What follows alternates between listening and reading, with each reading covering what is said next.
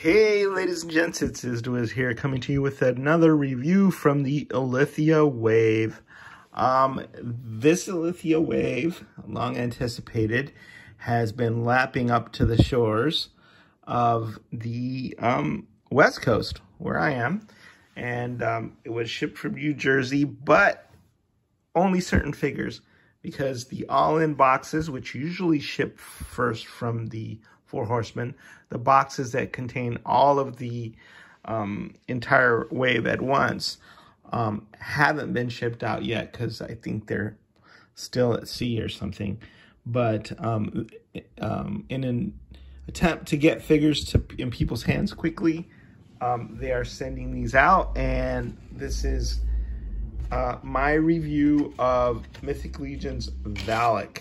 So let's take a look at this guy, and I'll start by reading his bio. You can pause here and read it yourself and fast forward through if you don't want to hear me talk about Vallak. Stealthy, nimble, and cunning, Vallak, the tracker of the white spine, is often an early omen of impending doom. The first to scout out enemy territory, Vallak relies on his falcon Cinder to serve as an additional set of eyes and ears in the wild. With the return of Ilithia, it is Vallak's mission to infiltrate the kingdom of Zylonia and to carve a clear path to Castle Silverhorn, in hopes it will lead to its eventual conquest. So Vallak is a really bad, evil guy. As far as his, well, he's a scout. He's a scout for Ilithia's brood. He's a vampire. But, you know, I was kind of thinking that maybe he wasn't all bad, because he has this cute little falcon minion helping him out, Cinder. And so I was thinking, well, maybe if he was, you know, the worst of the worst, he'd have a bat or something, because falcons are noble animals. But, you know, he's a hunter. He's a predator.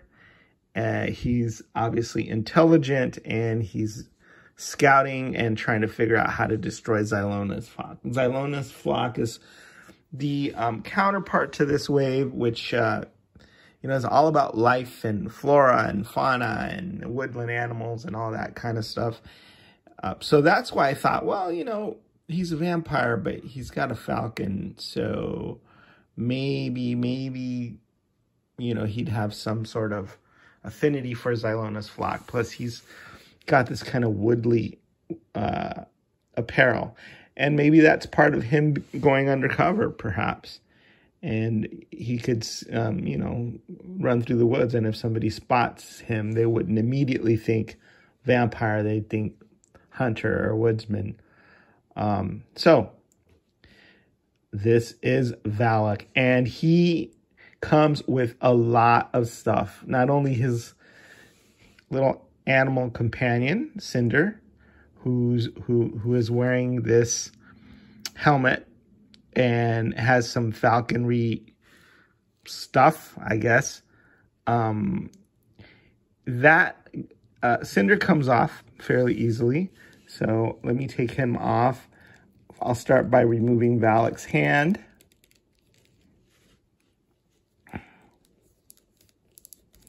You know, the hand is in there tightly, which is nice. And I haven't applied any heat to these figures yet, but what I've noticed so far is that the joints are tight, but they're not stuck and they're not stiff. Now, I'm not saying, hey, don't apply heat, don't do that, because we still have the little note that the Four Horsemen put in the packages saying, hey, these joints could get stuck, so heat them up, or, you know, use a hairdryer, loosen the joints with the warm water. But I have noticed that it doesn't seem to be much of an issue. So here is Cinder, at least with the figures that I've reviewed so far, just Ilithia and now Vallak. Cinder's not articulated anywhere except I think his chest.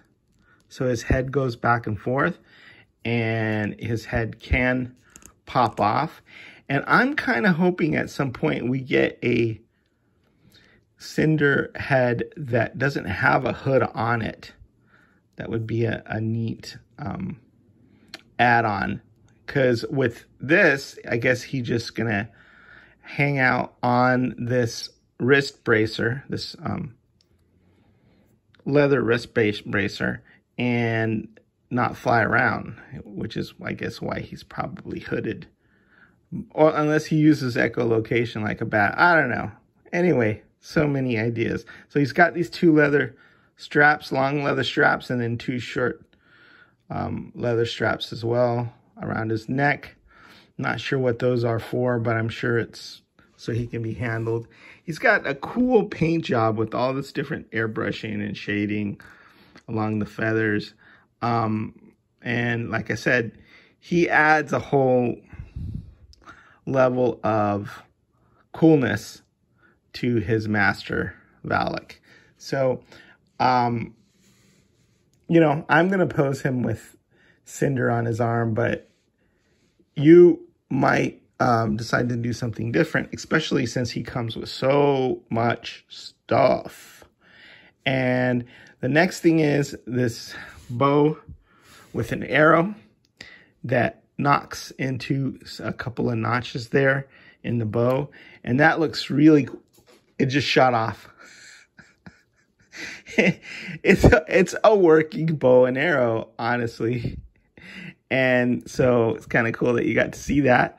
But, you know, this is just something the Horsemen do that I haven't seen anybody else do. I've seen other figures with plastic bowstrings. This is an elastic bowstring, so the bow works.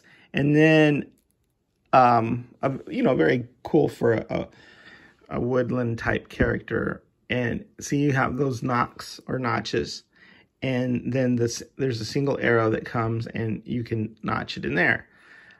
However, if you put and it looks great for posing, but if you pull it, it twangs back. And you can shoot yourself. You can poke your eye out with that.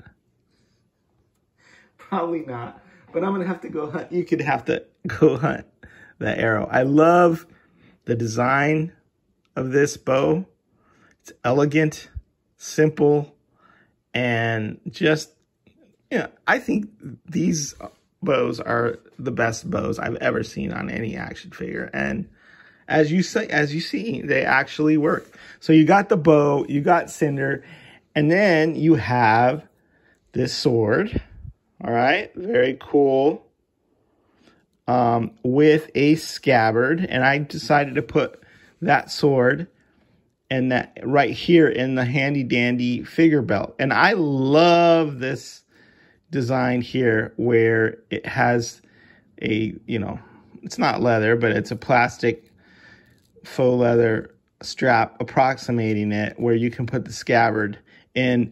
We're not getting the plastic belts that we would have gotten with almost all the other figures, and I don't miss it one bit because it's already built in there, and it makes it's an elegant solution and an improvement over the belts before.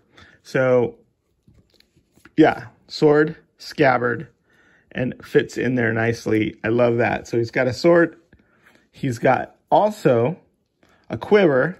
Can't really figure out where to put the quiver, but I kind of like it there also hanging on that belt. Nice that he has an area for all these things that he comes with. So this quiver, you know, the arrows are just sculpted in there. They don't come out. But you do have that single arrow that you can knock in the bow. Then you have a old-fashioned purple cape, which fits great with this figure because it's needed. Because not only does he come with pauldrons, but he comes with this cloth sort of, I don't know if this is part of the cape or part of the hood, but it completes the ensemble, and he looks awesome with the cape.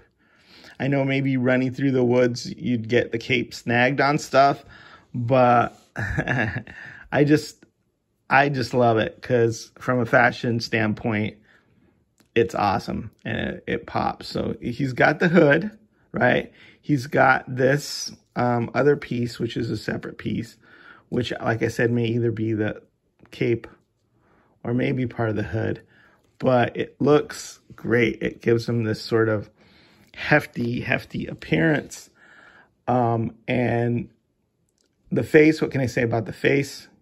He's got teeth protruding. He's got, you know, those hopefully really cool bat-like nostrils, you know, the white eyes with the rimmed with black, and then the shading, the purple shading under the eyes. He just looks evil and nasty and mean and foreboding and all of that. But, you know, he's a fashionista. I mean, look at how beautifully everything's color coordinated, including the belt, utility belt pouches there. And I love how all these studs are individually painted in there. Look at the level of detail, how clean that paint is. I love the buckles on these straps here, and just, you know, nice work. And how the outfit is pulled together with these round metal sculpted elements. And I like these new pauldrons a lot. I'm gonna take those out, but they seem to, I think, just work better in general. They're more low profile, so you can have this sort of cloth thing. I'm gonna take that apart so you guys can look. But wow, look at that.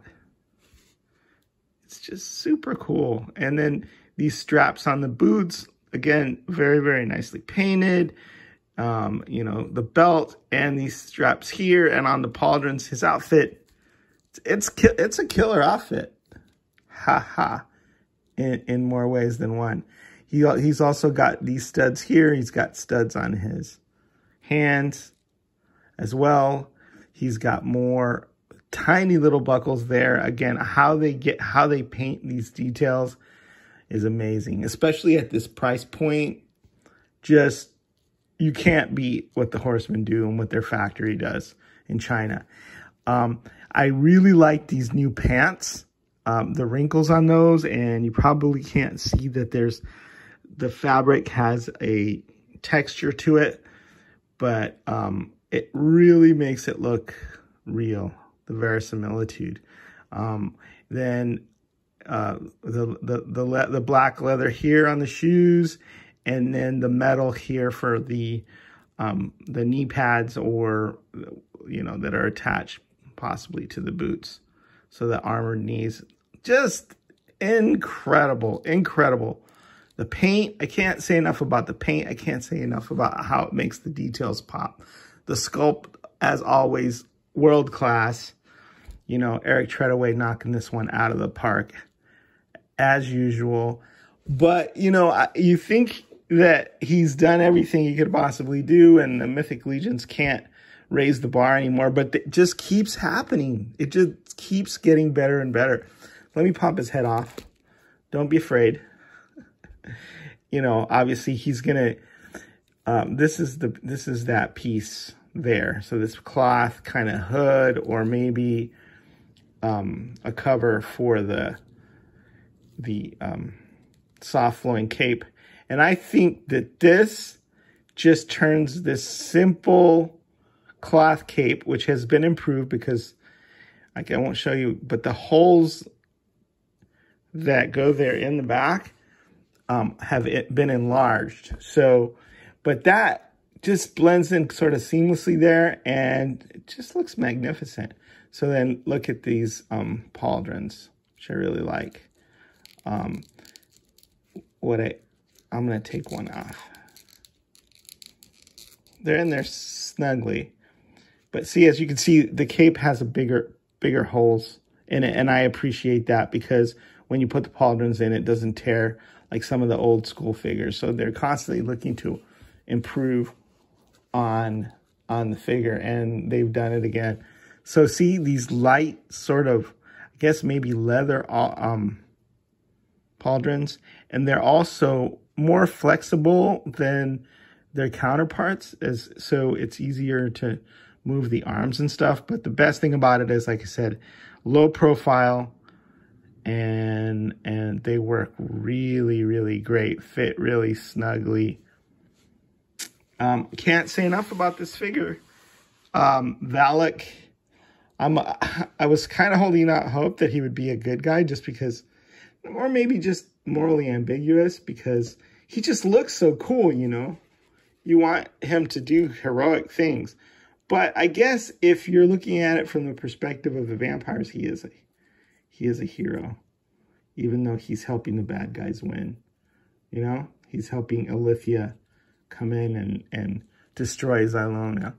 Okay, let you have a look at what he looks like without his cloth, or without his pauldrons, or with only one pauldron. And he looks amazing. He looks amazing. Any way you could display him without the cape. You could display him with one pauldron, two pauldrons, no pauldrons. You can display him with just the cloth hood and all that. And I'm guessing that some people are going to turn him into like a D&D Woodland Ranger character, pop a human head on him. And so that's the cool thing about Mythic Legions is, you know, the fun never stops. The customizing and the pop and swap possibilities are endless. So Vallak, another great figure in this Alithia wave. I'm imagining the wave is a bloody one, and hopefully it reaches your shore soon so you can enjoy your figures the same way I'm enjoying reviewing these. Here's the Wiz, signing out.